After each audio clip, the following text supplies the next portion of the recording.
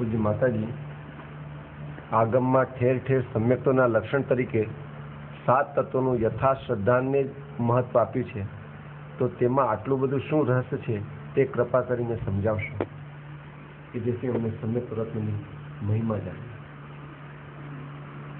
7 તત્વની શ્રદ્ધામાં આચાર્યદેવને એક જીવ પદાર્થને મુખ્ય કહેવું છે, પણ એ સમજી શકે નહીં કે એક આત્મા પદાર્થ એટલે એને વ્યવહાર પણ સાથે, વ્યવહારની વાત પણ સાથે. 7 તત્વનું શ્રદ્ધા એ આત્માનું અંદર મુખ્ય તો આત્મા તરફની દ્રવ્ય દ્રષ્ટિ કરવી, એમ આચાર્યદેવને કહેવું છે.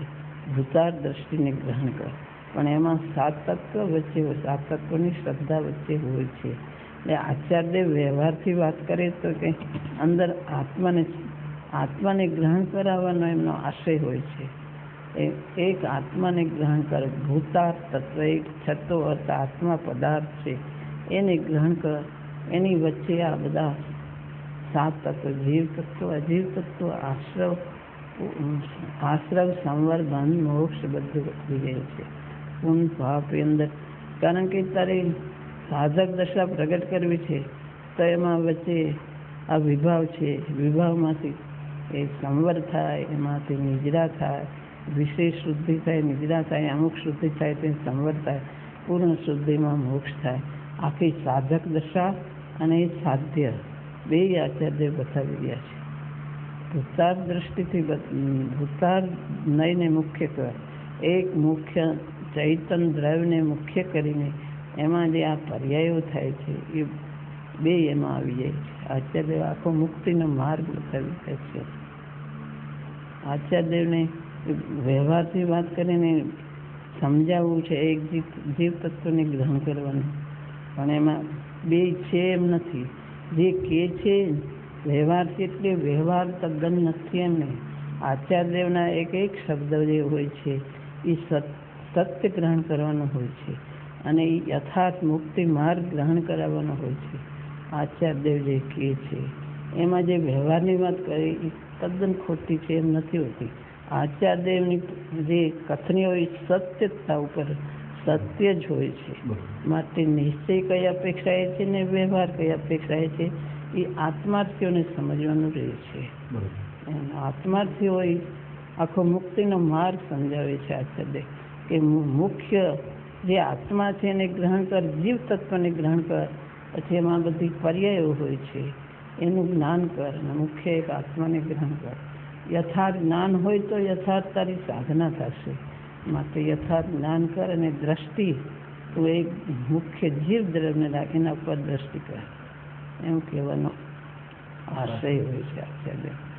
એક જુદું જુદું જાણવા ખાતર જાણી લેવું એમ નથી. એની એક શ્રદ્ધા કરી લેવી કે જીવ છે, પૂર્ણ છે, આશ્રવ, પાપ, સંવર બધું મંદ મોક્ષ બધું છે, બધી શ્રદ્ધા કરી દે એમ નહીં. શ્રદ્ધાને એક આત્મ તત્વને જ્ઞાન કર અને એની આ પર્યાયો છે એનું જ્ઞાન કર, એનાથી સાધના થાય છે. એમ આચાર્યદેવને કહેવાનો આશય એ છે.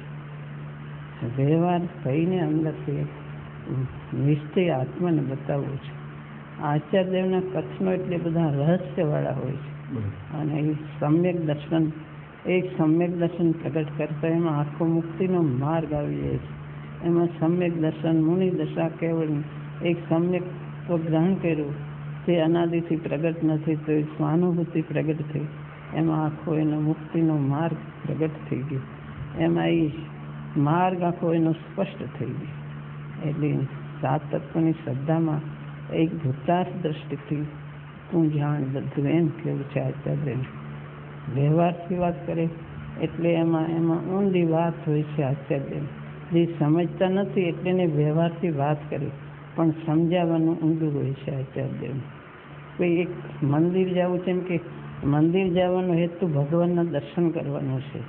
અને કોઈ કે ભગવાનના દર્શન કરવા છે, કોઈ કે મંદિર જવું છે, તો મંદિર જવું એમાં હેતુ તો ભગવાનના દર્શન કરવાના હોય છે. મંદિર જવા પૂરતું મંદિર જવાનું નથી હોતું, પણ ભગવાનના દર્શન હોય છે. કોઈ એમ સીધો આત્મા કે અને વ્યવહારથી વાત કરે એમ કહેવાનું એક આત્માનું હોય છે, કહેવાનું એક ભગવાનનું જ હોય છે કે ભગવાનના દર્શન કરવા છે મંદિર જઈને. એમ જ્ઞાન દર્શન ચારિત્રની વાત કરી તો એમાં એક આત્મા એ ત્રણેયમાં એક આત્મા ગ્રહણ આત્માને સાધ્ય તરીકે રાખીને સાધક દશામાં આ જ્ઞાન દર્શન ચારિત્ર બધું આવે છે. મંદિર દર્શન કરવા કીધું, મંદિર જાય એમ કે એટલે ભગવાનના દર્શન કરવા જવું છે. સમજી પણ જાય કે સમજી જાય કે ભગવાનના દર્શન કરવાનું કીધું છે. સાત તત્વનું જ્ઞાન તો સાત તત્વનું જ્ઞાન અને શ્રદ્ધાંતર એ આત્માનું જ્ઞાન અને શ્રદ્ધાન કરવા માટે, એટલા માટે આત્માનું જ્ઞાન કરવા માટે સાત તત્વની શ્રદ્ધા કીધી છે. આત્માનું શ્રદ્ધાન કહેતા સામર્થ્યના શ્રદ્ધાની વાત કરો છો? આત્માના સામર્થ્યની છે. આત્માનું જ્ઞાન કરે એટલે આત્માનું સામર્થ્ય, આત્મા કેવું તત્વ છે એનું જ્ઞાન કરે. સામર્થ્ય એટલે એને અનંત ગુણોથી ભરેલું છે એમ ગ્રહણ કરીને પછી અનંત ગુણ ઉપર દ્રષ્ટિ રાખવાની નથી.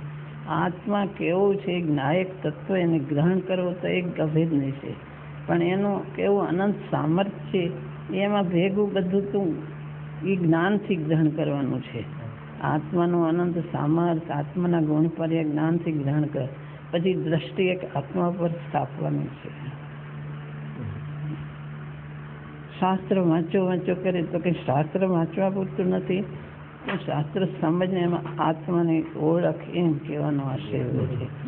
આશ્ચર્ય એમ મંદિર જાવ એટલે ભગવાનના દર્શન કરવાનું, એમ આત્માને ગ્રહણ કરવાનો આશય હોય છે.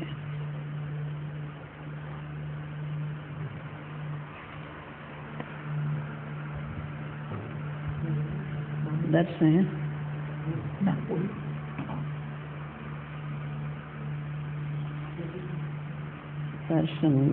ચારિત્ર દર્શન જ્ઞાન પણ વ્યવહાર કથની જ્ઞાનીને કહેવાય ચારિત્ર દર્શન. પણ નિશ્ચયથી ચારિત્ર નથી, દર્શન નથી, જ્ઞાન નથી. એટલે એ ગુણ ભેદ નથી, પણ એ સ્વરૂપ તો છે જ્ઞાન દર્શન ચારિત્ર. એ ત્રણેય ગુણ આત્મામાં છે, પણ એ ગુણ ભેદમાં રોકાવું નહીં. ભેદ ઉપર વિકલ્પ કરવાથી રાગ થાય છે, માટે તું વિકલ્પ તોડીને આત્મામાં સ્થિર થાય એમ કહેવાય.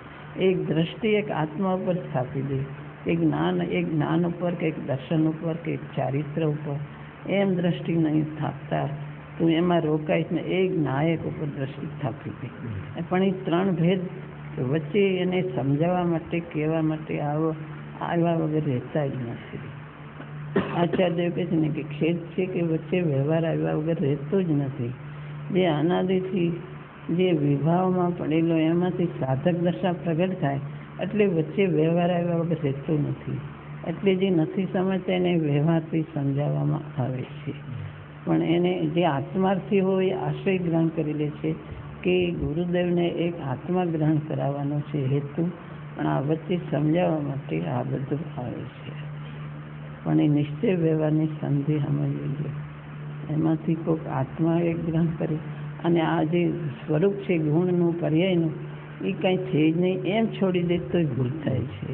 એ બધાનું સ્વરૂપ સમજીને એક દ્રવ્ય ઉપર દ્રષ્ટિ મૂકવાની છે.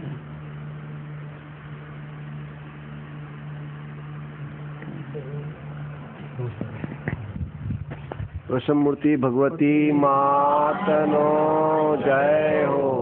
માતાજીની અમૃતવાણીનો જય હો. પૂજ્ય ગુરુદેવના રહસ્ય ખોલનાર ભગવતી માતનો જય હો. જયંતિ મહોત્સવનો જય હો. પરમ કૃપાળુ શ્રી સદગુરુદેવનો જય હો. 97મી જન્મ જયંતિ મહોત્સવનો જય હો.